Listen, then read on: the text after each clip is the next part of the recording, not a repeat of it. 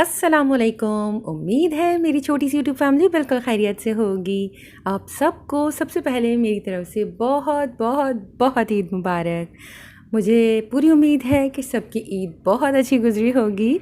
इस बार कराची में बहुत ज़्यादा बारिशें थीं। ईद के दिनों में भी, ईद से पहले का जो पूरा हफ़्ता निकला उसमें भी बहुत बारिश थी। और कुर्बानी के जानवरों के साथ बारिशें और फिर बारिश के बाद जो कराची की हालत हो जाती है तो थोड़ा सा डिफ़िकल्ट टाइम हो जाता है। बट अल्लाह का बहुत करम है कि इस बार के इलेक्ट्रिक वालों ने हमारा साथ दिया है और लोड शेडिंग का इतना बुरा हाल नहीं था जो कि हमेशा बारिशों में होता है। आज बहुत दिनों के बाद आप लोगों के साथ एक वीडियो शेयर कर रही हूँ। अपना थोड़ा सा रूटीन शेयर करूँगी, ईद के दिन का अपना डिनर शेयर करूँगी। तो बस इन्हीं तैयारियों में रिकॉर्डिंग तो मेरी ऑलमोस्ट तकरीबन हो ही जाती है। अभी मैं आप लोगों के साथ आज या कल में इंशाल्लाह निहारी की रेसिपी भी शेयर करने वाली हूँ पोर्शन कंट्रोल के हिसाब से, क्योंकि जो लोग मुझे रेगुलर देख रहे हैं उन्हें अंदाज़ा है कि मैं पूरी कोशिश करती हूँ कि पोर्शन कंट्रोल के हिसाब से रेसिपीज़ को फॉलो करूँ। बट आज की रेसिपीज़ बिल्कुल भी पोर्शन कंट्रोल के हिसाब से नहीं है, ना ही वेट लॉस के लिए हैं, ना ही डाइट के लिए हैं। बस एंजॉय कीजिए ईद के मील्स को। ईद के 3 दिन बिल्कुल पोर्शन कंट्रोल की छुट्टी। बट इस बार मैंने सिर्फ 3 डेज़ ही नहीं, तकरीबन पूरा महीना ही बहुत ज़्यादा स्ट्रीट मील्स लिए हैं। और सबसे ज़्यादा जो मैंने चीज़ कंज्यूम की है वो हैं चिप्स। मेरा हमेशा से एक रहा है कि जब भी मैं बहुत ज़्यादा टेंशन में होती हूँ या काम का बर्डन बहुत ज़्यादा हो जाता है, तब मेरा I don't know why but मेरा ये एक है कि मैं या तो चिप्स का पैकेट लेके बैठ जाती हूँ या फिर चॉकलेट खा लेती हूँ, जिसकी वजह से मुझे मालूम है कि मैंने अपना वेट 45 से 98 कर लिया था। अब इस बार जैसे जैसे मेरा वेट चेक करने के डेज़ करीब आ रहे हैं तो मुझे बहुत ज़्यादा टेंशन हो रही है, थोड़ा सा गिल्ट भी फील हो रहा है। लेकिन पूरी उम्मीद है कि अब मैं दोबारा से अपने ट्रैक पर वापस आ जाऊंगी इंशाल्लाह इंशाल्लाह इंशाल्लाह। बस थोड़ी सी मिस्टेक हो गई कि कल अम्मी के यहाँ गई थी, वहाँ मुझे वेट चेक कर लेना चाहिए था। वेइंग स्केल उनके घर पर है और अब फिर कल से कराची में बारिश की पेशन गोई है, तो आई डोंट नो मैं जा सकूँ या ना जा सकूँ। तो हो सकता है इस मंथ की अपडेट थोड़ा सा डिले हो जाए। खैर, बातें बहुत हो गई हैं, मैं थोड़ा सा शेयर कर दूं कि मैं आखिर कर क्या रही हूं। तो मैं ईद से एक दिन पहले चटनी और रायते की तैयारी कर रही थी। रायते के लिए पहले मैंने क्लिप्स दिखा दिए हैं। मैंने धनिया, पुदीना, हरी मिर्च, लहसुन, ज़ीरा, नमक और थोड़ा सा काला नमक डालकर पेस्ट तैयार किया था। मैं हमेशा इस तरह से बॉटल्स तैयार कर कर रख देती हूँ। आप लोगों को एक टिप शेयर करना चाहूँगी कि जब भी आप इस तरह से रायते के लिए चटनी तैयार कर कर रखते हैं तो अगर आप फ्रीज़ कर रहे हैं तब तो ठीक है, अगर आप नॉर्मल चटनी पीस रहे हैं तो आप लेमन ऐड कर दिया करें, इससे उसका कलर ख़राब नहीं होता। और अगर आप रायते के लिए पीस कर रख रहे हैं कि नेक्स्ट डे आप उसमें दही मिक्स कर कर उसका रायता फ़ौरन तैयार हो जाए, तो कोशिश किया करें जब पेस्ट आप पीस रहे हों तो उसके अंदर 1 से 2 टेबल स्पून दही के ऐड कर दीजिए। इस तरह इसका कलर 2-3 दिन तक बिल्कुल भी ख़राब नहीं होता। आप बस पेस्ट निकालें, दही के साथ बीट कीजिए और आपका झटपट रायता रेडी हो जाता है। अब बारबेक्यू के साथ सर्व करने वाली चटनी की रेसिपी बता दूं। मैंने थोड़ी ज़्यादा क्वांटिटी यूज़ की है, लेकिन मैं आप लोगों को रेशो बता देती हूँ। 1 कप धनिया, 1 कप पुदीना, 2 हरी मिर्चें, 2 से 3 जवे लहसुन के, 1 चाय का चम्मच ज़ीरा, आधा चाय का चम्मच नमक, थोड़ा सा काला नमक, 1 चाय का चम्मच 1 से 2 चाय के चम्मच आप चीनी के ऐड कर सकते हैं। और इसके अलावा आप इसके अंदर 1 चाय का चम्मच चाट मसाला और 1 कप इमली का पल्प, तमाम चीज़ों को बहुत अच्छी तरह से ब्लेंड कर लीजिए। मज़ेदार सी चटनी तैयार है। अब ईद का दिन है और ईद डिनर की तैयारी हो रही है, तो मैं तैयार कर रही थी बिहारी कबाब। इसके लिए पसंदे बनवा लिए थे और अब मैं पीसेस को फ्लैटन कर रही हूँ। और फ्लैट करने के बाद वैसे इतनी कोई ख़ास ज़रूरत नहीं है क्योंकि बहुत ही बारीक पार्चे तैयार किए हुए हैं। अगर फ्लैटन ना भी किए जाएं तो बहुत ही अच्छी तरह से मैरिनेशन हो जाती है। अगर आप थोड़ा सा लंबा टाइम दे देंगे तो बहुत अच्छी तरह से कुकिंग हो जाएगी। बट मुझे थोड़ा सा टेंशन हो रहा था क्योंकि इतना ज़्यादा मैरिनेशन का टाइम नहीं था, इस वजह से मैंने इसे थोड़ा थोड़ा सा हैमर कर लिया था और मज़ीद पतला कर लिया था। और इसके बाद मैं इसकी जो स्पाइसेस ऐड करूँगी वो बताऊँगी, लेकिन पहले आप लोगों को ये बता दूँ कि मैंने चूल्हे के ऊपर मस्टर्ड ऑयल, सरसों का तेल गर्म कर लिया है। तकरीबन 1 कप या छोड़े, मैं आप लोगों को आधा किलो की रेसिपी बता देती हूँ। मैं ये तकरीबन 2.5 किलो बना रही हूँ, तो आधा किलो के लिए आप इसमें तकरीबन 1/4 कप मस्टर्ड ऑयल या सरसों का तेल लीजिए। उसे गर्म कर दें कि उसमें से स्मोक निकलने लगे और बस उसे चूल्हा बंद कर कर इतनी देर छोड़ दें कि वो ठंडा हो जाए। अगर आप लोगों को ऑथेंटिक बिहारी कबाब का फ्लेवर चाहिए तो प्लीज़ कोशिश कीजिएगा कि इसके अंदर आप मस्टर्ड ऑयल ही यूज़ करें, क्योंकि इससे इसका बहुत अच्छा सा फ्लेवर बनकर आता है। अब मैरिनेशन में आप लोगों को बता दूं तो मैंने ब्राउन प्याज जो रेडीमेड मिलती है मार्केट में उसी का यूज़ किया है। तो आप अगर आधा किलो पसंदे ले रहे हैं तो इसके लिए आप आधा कप तली हुई प्याज ले लीजिए। मैंने बहुत हल्का सा इसे क्रश किया था मशीन के अंदर। प्याज मैंने डाल दी है, साथ ही जो मैंने ऑयल गरम करके रखा हुआ था वो भी इसके अंदर ऐड कर दिया है। इसके साथ इसमें ऐड करना है 1 से 1.5 चाय का चम्मच नमक, 1 चाय का चम्मच भर कर अदरक का पेस्ट, इसमें बिल्कुल भी लहसुन ऐड नहीं होगा, 1 चाय का चम्मच भुना और पिसा हुआ खसखस का पाउडर। खसखस को बहुत ज़्यादा क्वांटिटी में, मतलब मैं ले लेती हूँ 100-150 ग्राम खसखस लेकर उसे अच्छी तरह से पहले वॉश करें, क्योंकि इसके अंदर रेत होती है। तो कोशिश किया करें एक साथ ज़्यादा क्वांटिटी का कर लें, क्योंकि बहुत थोड़ी क्वांटिटी में इसके साथ डील करना थोड़ा सा डिफ़िकल्ट हो जाता है। तो तवे पर रोस्ट करें, फिर इसके बाद जब बिल्कुल कंप्लीट ड्राई हो जाए तो इसे पीस लीजिए और बॉटल भरकर फ्रिज में रख दें। कोशिश कीजिएगा जब ड्राई रोस्ट किया जाता है तब बिल्कुल ड्राई हो जाए, अदरवाइज़ मॉइस्चर अगर उसमें रह गया तो फिर फंगस लगने का ख़तरा रहता है। और मैरिनेशन का मैं आप लोगों को बता दूं, इसके अलावा मैंने इसके अंदर ऐड किया है 1 से 1.5 चाय का चम्मच कुटी लाल मिर्च, 1 से 1.5 चाय का चम्मच हरी मिर्च का पेस्ट, सरसों का ऑयल मैं आप लोगों को बता चुकी हूँ। इसके अलावा आधा चाय का चम्मच गरम मसाला पाउडर, आधा चाय का चम्मच भुना और कुटा ज़ीरा, 1 से 1.5 खाने का चम्मच पपीता। तमाम चीज़ों को बहुत अच्छी तरह से इसमें मिक्स कर लीजिए और इसे तकरीबन 6 से 8 घंटे के लिए आप कवर कर फ्रिज में रख दीजिए, ताकि बहुत अच्छी मैरिनेशन हो जाए, गोश्त बहुत अच्छी तरह से गल जाए। इसके बाद आपकी अपनी चॉइस है, अगर आपके पास फैसिलिटी है तो फिर आप इसे एक चारकोल पर बारबेक्यू कीजिए। मेरे पास नहीं है, छोटे से फ्लैट में इतनी जगह नहीं है, मैं इसे ओवन में बेक करूँगी। बिहारी कबाब को मैरिनेट करके मैंने फ्रिज में रख दिया था और अब मैं तैयारी कर रही थी वहीद कबाब फ्राई की। बहुत इजी, बहुत सिंपल रेसिपी है, बहुत झटपट तैयार हो जाती है और बिल्कुल बारबेक्यू का फ्लेवर लगता है। एक्चुअली रेस्टोरेंट्स में इसे धागा कबाब तैयार करने के बाद उसे बहुत सारे बटर के अंदर फ्राई किया जाता है, जिसे फ्राई कबाब कहा जाता है, बट घर पर आप इस तरीके से फ्राई कबाब तैयार कर सकते हैं। तो इसके लिए मैं जो स्पाइसेस रेडी करने वाली हूँ ये मैं आप लोगों के साथ शेयर कर देती हूँ। मैंने फ्राई पैन में ले लिया है 5 खाने के चम्मच बेसन। आप चाहें तो बेसन को पहले थोड़ा सा स्लाइटली रोस्ट कर लीजिए, इसके बाद इसमें स्पाइसेस ऐड कीजिए, बट मैं तमाम स्पाइसेस एक साथ ऐड कर इसे बहुत स्लाइटली रोस्ट कर लेती हूँ लो फ्लेम के ऊपर। तो मैंने बेसन के साथ ही इसके अंदर ऐड कर दिया है 3 खाने के चम्मच लाल मिर्च पाउडर, 1.5 खाने का चम्मच कुटी लाल मिर्च, 1.5 चाय का चम्मच हल्दी पाउडर, 3 खाने के चम्मच धनिया पाउडर, 1 खाने का चम्मच कुटी हुई काली मिर्च। मैंने यहाँ पर कुटी हुई नहीं थी, मेरे पास जो पिसी काली मिर्च रखी हुई थी वही ऐड की है। और तकरीबन 1 से 1.5 खाने का चम्मच आप इसके अंदर गरम मसाला पाउडर ऐड करेंगे। तमाम चीज़ों को मुस्तकिल चलाते हुए हल्की आंच पर ही इसे ड्राई रोस्ट करना है कि इसमें से खुशबू आने लगे, लेकिन मसाला जले नहीं और इसका कलर भी ख़राब ना हो। जब मसाले में से बहुत अच्छी खुशबू आने लगी तब मैंने इसे चूल्हे से हटा दिया था और कुछ देर के लिए मैंने इसे ठंडा कर लिया है ताकि थोड़ा रूम टेम्परेचर पर आ जाए। मीनवाइल मैं कीमे के अंदर तमाम चीज़ें ऐड कर रही हूँ। ये तकरीबन 1.5 किलो कीमा है। इसके अंदर मैंने 2 खाने के चम्मच लहसुन और अदरक का पेस्ट ऐड कर दिया था। इसके अलावा मैंने इसके अंदर नमक ऐड किया है, आप अपने टेस्ट के हिसाब से ऐड कर दीजिए। मैंने यहाँ पर तकरीबन 3 चाय के चम्मच नमक के ऐड किए हैं। इसके अलावा इसमें मैंने 1 कप दही का ऐड किया है और जो तमाम मसाला मैंने तैयार किया था, ड्राई रोस्ट किया था, वो ऐड किया है। बट मैंने उसमें से थोड़ा सा मसाला रोक लिया था, तकरीबन 1-1.5 खाने के चम्मच के बराबर वो मसाला रोक लिया था और इसकी जगह पर मैंने इसके अंदर 1 खाने का चम्मच तिक्का मसाला ऐड किया है। अगर आप इसी तरह से कोई ब्रांड का मसाला ऐड कर रहे हैं तो प्लीज़ याद रखिएगा कि नमक की क्वांटिटी आप थोड़ी सी कम ऐड करें, क्योंकि इन मसालों में भी नमक मौजूद होता है। तो बस तमाम चीज़ें आप इस अच्छी तरह से कीमे के अंदर डालने के बाद मिक्स कर लीजिए।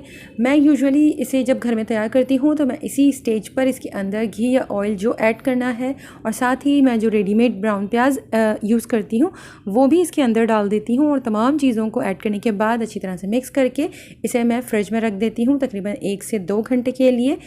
वैसे इसके अंदर मीट टेंडराइज़र भी ऐड करना है, सॉरी मैं आप लोगों से शेयर करना भूल गई थी, जो कि मस्ट है है इसके अंदर आप तकरीबन 1.5 किलो के लिए 1.5 खाने का चम्मच मीट टेंडराइज़र ऐड करेंगे। मीट टेंडराइज़र नहीं है तो कच्चा पपीता ऐड कर दीजिए तकरीबन 2 टेबल स्पून भर कर, और इसे मैरिनेट होने के लिए छोड़ दीजिए। कीमा ऑलरेडी बहुत बारीक है तो बहुत अच्छी तरह से इसकी मैरिनेशन हो जाती है। आप इसमें हाथ के कुटे कीमे का इस्तेमाल भी कर सकते हैं। मैरिनेशन के बाद मैंने कुछ देर रेस्ट कर लिया था और इसके बाद दोबारा से शाम में किचन का रुख किया और अपना काम शुरू कर दिया था। अब मैं बनाने जा रही हूँ मीठा, और मीठे में बारबेक्यू के साथ सबसे बेस्ट चीज़ जो लगती है वो है सूजी का हलवा। तो बिल्कुल बाज़ार जैसा सूजी का हलवा, झटपट रेसिपी है, आप लोगों के साथ शेयर कर देती हूँ। मैं ले रही हूँ इसमें मैंने फिर यही बताऊँगी कि मैंने इसे ज़्यादा क्वान्टिटी में कुक किया है, तो मैं आप लोगों को कम क्वान्टिटी वाला रेशो बता देती हूँ। सबसे पहले पैन में 1 कप चीनी, 1.5 कप पानी और बहुत थोड़ा सा येलो फूड कलर ऐड कर इसे इतनी देर बॉईल कर लें कि शुगर पानी के अंदर बहुत अच्छी तरह से डिज़ोल्व हो जाए। कोई 1-2 तार की चाशनी नहीं बनानी है, जस्ट हमें शुगर को पानी के अंदर डिज़ोल्व करना है। शुगर जैसे ही डिज़ोल्व हो जाए आप इसे चूल्हे से हटा दीजिए। और अब दूसरे पैन के अंदर मैं घी ले रही हूँ। मैं ज़्यादा क्वांटिटी में बना रही हूँ, लेकिन आप लोगों को मैं कम क्वांटिटी बता रही हूँ। तो आप सबसे पहले पैन में ले लीजिए 1/4 कप घी। देसी घी होगा तो बहुत अच्छी खुशबू आएगी। घी जैसे ही थोड़ा सा गर्म होने लगे इसके अंदर आप ऐड कर दीजिएगा 2 से 3 हरी इलायची। थोड़ा सा मैंने खोल कर ऐड किया क्योंकि मेरे घर में इतना ज़्यादा हरी इलायची पसंद नहीं की जाती है। और अगर आप इसमें हरी इलायची का पाउडर ऐड करने वाले हैं तो जिस स्टेज पर मैं इसमें लास्ट में केवड़ा ऐड करूँगी आप उस वक्त इसके अंदर इलायची पाउडर ऐड कर दीजिए। इलायची जैसे ही थोड़ी सा कड़कड़ाने लगी थी मैंने इसके अंदर सूजी ऐड कर दी है तकरीबन आधा कप। अब इसे इतनी देर तक भूनना है कि इसका बहुत अच्छी सी इसकी खुशबू आने लगेगी। इसका कलर हमें चेंज नहीं करना है, मुस्तकिल चलाते रहें तकरीबन 2 मिनट, इससे ज़्यादा इसे कुक मत कीजिएगा। बस 2 मिनट के लिए आपको इसकी भुनाई करनी है। आप बस 5 मिनट में ये हलवा रेडी कर सकते हैं। बस आपको चाशनी बनाने के लिए थोड़ा सा टाइम चाहिए। चाहे शुगर जैसे ही डिज़ोल्व हो गई बस दूसरे चूल्हे के ऊपर आप ये हलवे की तैयारी शुरू कर दीजिए। सूजी की भुनाई आपको सिर्फ 2 मिनट के लिए करनी है। जैसे ही सूजी की भुनाई हो जाएगी 2 से ढाई मिनट, और इसके अंदर आपको चाशनी ऐड कर देनी है जो कि हमने पहले से तैयार कर रखी हुई है। तमाम चाशनी एक साथ ऐड कर दीजिए। थोड़ा एहतियात कीजिएगा क्योंकि ये बबलिंग होकर ऊपर आएगा तो थोड़ा गहरा पैन होगा तो बेहतर रहेगा। मुस्तकिल इसे चलाते हुए अब आपको इसे जस्ट 1 मिनट के लिए कुक करना है। आप देखेंगे क्योंकि चाशनी ऑलरेडी गर्म है, सूजी भी गर्म है, तो फ़ौरन इसके अंदर बॉयल आने लगेगा। जैसे ही आपको लगे कि टॉप पर ये बिल्कुल बबल्स बनने लगे हैं, इसकी टॉप लेयर ज़रूर चेक कीजिएगा। जैसे ही इस पर ये बबल्स बनने लगे बस आप चूल्हा बंद कर दीजिएगा। आपको लगेगा कि ये बहुत पतला है इस वक्त, कोई टेंशन की बात नहीं है। अगर आपको बिल्कुल बाज़ार जैसा हलवा चाहिए जो थोड़ा सा स्मूथ होता है, पेस्ट फॉर्म में होता है, तो फिर आप सिर्फ इसे 1 मिनट के लिए ही कुक कीजिए। चूल्हा बंद कर दें और इसे ढक दें। ढकने के बाद आप पैन को चूल्हे से हटा दें और इसे आधे घंटे के लिए बिल्कुल भूल जाएं। हलवे का चूल्हा बंद करके मैंने चूल्हे से हटा दिया था और पहले मैं सोचा था कि जैसे ही ये आधे घंटे थोड़ा रेस्ट देने के बाद इस पैन को जब मैं खाली कर लूँगी तब इसी पैन में मैं कीमा तैयार करूँगी। एक्चुअली ये इस तरह की कढ़ाई मेरे पास एक ही है और वीडियो में यही बेहतर रहती है क्योंकि आप लोगों को क्लियर नज़र आता है कि मैं क्या बना रही हूँ। इसलिए मैं तकरीबन तमाम रेसिपीज़ अपनी इस कढ़ाई में ही बना रही होती हूँ, क्योंकि अगर मैं देगची वगैरह में बनाती हूँ तो वो इतना डीप हो जाता है कि क्लियर नज़र नहीं आता। बट मौसम दोबारा से बहुत चेंज होने लगा था और लग रहा था कि बस बारिश होने वाली है और मुझे टेंशन हो रही थी, तो मैं इतना टाइम नहीं दे सकती थी कि मैं सूजी के हलवे के रेस्ट का वेट करती। मैंने दूसरा पैन निकाला है और उसके अंदर मैंने मैरिनेटेड कीमा डाल दिया था। सबसे पहले मैंने इसके अंदर घी डाला है। आपको इसके अंदर तकरीबन 1.5 कप घी या ऑयल ऐड करना है। मैंने दोनों चीज़ें मिक्स की हैं, थोड़ा घी डाला है और थोड़ा ऑयल इसके अंदर ऐड किया है। और आज बिल्कुल भी पोर्शन कंट्रोल को नहीं चेक किया है। जो रेसिपीज़ में जितने ऑयल और घी की ज़रूरत है तमाम चीज़ें उसी हिसाब से इसमें ऐड की गई हैं। उसके बाद मैंने इसके अंदर प्याज ऐड की है, तकरीबन हाफ़ कप ब्राउन प्याज ऐड की है। अगर आप रेगुलर प्याज को फ्राई कर रहे हैं तो फिर आप इसमें 2 छोटे साइज़ के प्याज ले लीजिए और उन्हें इतनी देर कुक करें कि वो थोड़े से लाल होने लगें। इसके बाद जो मैरिनेटेड कीमा है वो डाल दीजिए और अच्छी तरह से इसे मिक्स करें सिर्फ 1 मिनट के लिए और बस आपका काम ख़त्म। आप इसे कवर कर दीजिए और इसे स्लो फ्लेम के ऊपर कुक होने के लिए छोड़ दीजिए। दही भी अपना पानी रिलीज़ करेगा और कीमे से भी काफ़ी सारा पानी निकलता है, तो ये स्टार्ट में थोड़ा सा आपको बहुत पतला लगेगा, लेकिन डोंट वरी बहुत अच्छा फ्राई कबाब का लुक आ जाएगा एंड में। और ये देख लीजिए हलवे की कंसिस्टेंसी आधे घंटे के बाद जब मैंने इसकी लिड हटाई है तो कितना स्मूथ हलवा तैयार हुआ है और घी इसमें ऊपर सेपरेट हुआ हुआ है। मैंने इस वक्त इसमें थोड़ा सा केवड़ा वाटर ऐड किया है, बिल्कुल ऑप्शनल है, आप पसंद करते हैं तो ऐड करें, अदरवाइज़ आप इसे ओमिट भी कर सकते हैं। बट इस हलवे को ज़रूर ट्राई कीजिएगा, चाहे हलवा पूरी के साथ या फिर बारबेक्यू के साथ, बहुत मज़ेदार हलवा तैयार होता है। हलवे को अब मैं डिस्पोजेबल बॉक्स में ट्रांसफ़र कर रही थी ताकि मुझे ले जाने में आसानी हो जाए।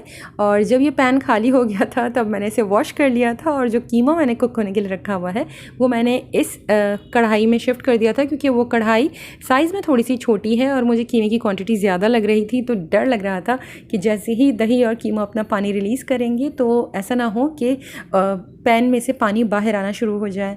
तो इस वजह से मैंने सबसे पहला काम यही किया कि मैंने पैन को वॉश कर और इसके अंदर मैंने कीमा शिफ्ट कर दिया था। सूजी का बॉक्स मेरा रेडी हो चुका है।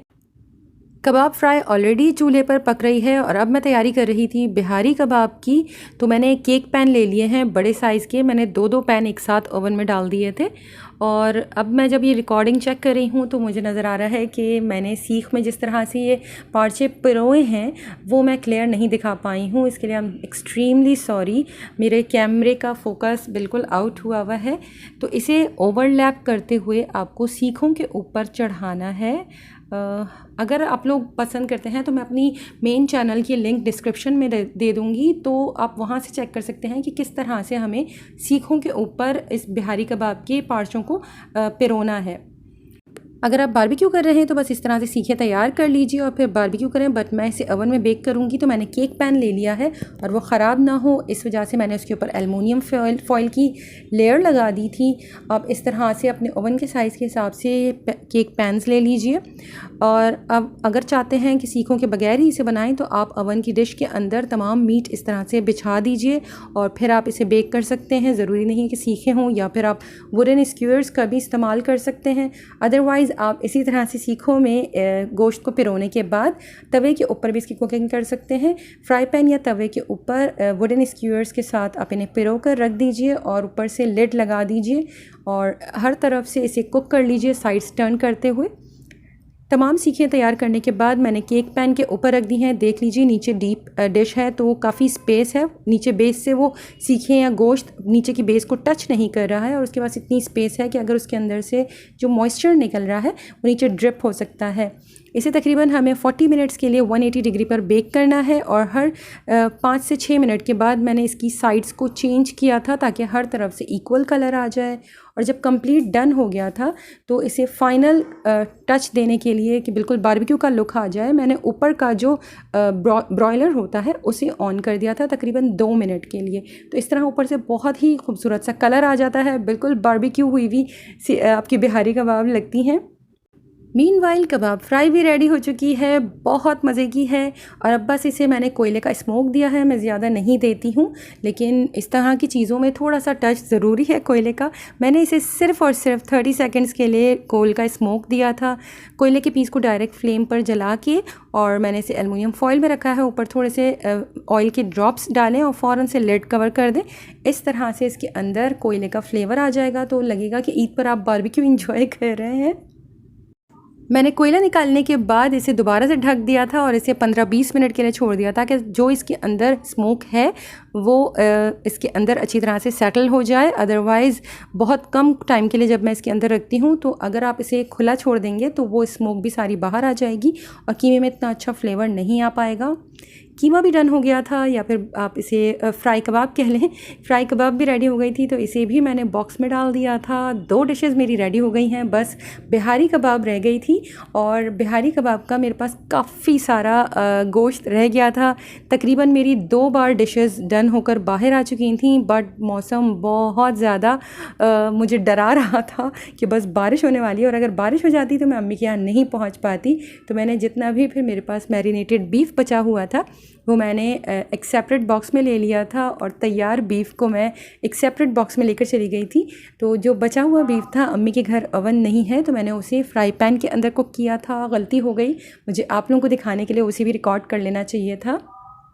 कुकिंग बहुत अच्छी हो गई थी, लेकिन यकीन माने इसका जो बिहारी कबाब का ऑथेंटिक फ्लेवर होता है, जो कबाब इसकी बिल्कुल मैशी हो रही होती है, गोश्त आपको बिल्कुल स्मूथ मिलेगा। तो इस तरह का टेक्सचर ओवन वाले तैयार किए हुए बिहारी कबाब में आ रहा था। फ्राई पैन वाले बिहारी कबाब का टेक्सचर कुछ रेशा टाइप का था, जिस तरह से हम बीफ को कुक करते हैं और जो बिल्कुल स्मूथ रेशा बन जाता है, इस तरह का टेक्सचर था जो हमने फ्राई पैन में बनाया था। तमाम सीखों को मैंने एक पैन में निकाल लिया था। बहुत ही स्मूथ, बहुत सॉफ्ट कबाब रेडी हुए थे और इसे भी मैंने कोयले का दम दे दिया है सिर्फ 30 सेकंड्स के लिए, और बस कुछ देर दोबारा से बंद कर कर रख दिया था। और अब मैं इसे भी बॉक्स में फिल कर रही थी। इस तरह से मेरा काम कंप्लीट हो गया था और बस निकलने की तैयारी थी। एक्चुअली ईद का फ़र्स्ट डे हमेशा हमारा अम्मी के घर ही होता है और मैं वहीं ये तमाम चीज़ें तैयार करती हूँ, बट इस बार मुझे आप लोगों के साथ शेयर करना था। इस वजह से मैं तमाम चीज़ें घर पर तैयार कर रही थी। मैं दोपहर में घर पर आ गई थी और यहाँ आकर भी रेस्ट नहीं किया, बस काम में लगी हुई थी और तमाम चीज़ें तैयार कर कर मगरिब तक मैं दोबारा अम्मी के यहाँ चली गई थी। मेरे पास टाइम तो था 9 बजे तक का, बट मुझे बादलों से बहुत डर लग रहा था, बारिश के आने से डर लग रहा था। इस वजह से मैंने हाफ़ कुकिंग कंप्लीट की थी और फिर मैं अम्मी की तरफ चली गई थी और वहाँ डिनर वगैरह किया। पूरी पराठा बाज़ार से ले लिया था, चटनियाँ तैयार कर ली थी, इसके अलावा सैलड्स वगैरह रेडी कर लिया था। बहुत अच्छा डिनर हो गया था, सब ने बहुत तारीफ़ की, सबको बहुत पसंद आया था अल्हम्दुलिल्लाह। आप लोग भी ज़रूर ये रेसिपीज़ ट्राई कीजिएगा। मैं वहाँ जाकर तमाम चीज़ों को डिश आउट करने के बाद उनकी पिक लेना भूल गई हूँ, वरना मैं आप लोगों के साथ ज़रूर शेयर करती। तो आज के लिए बस इतना ही। दुआ कीजिएगा मैं जल्द अपने पोर्शन कंट्रोल वाले ट्रैक पर वापस आ जाऊँ। अपना बहुत ख्याल रखिएगा, मुझे दुआओं में याद रखिएगा। अल्लाह हाफ़िज़।